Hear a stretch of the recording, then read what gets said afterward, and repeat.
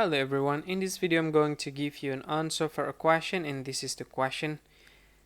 Here is the question: which type of microscope can produce three-dimensional image of a cell's surface? And here is the option: transmission electron microscope, scanning electron microscope, dissecting compound light microscope. And the answer for the question is which microscope?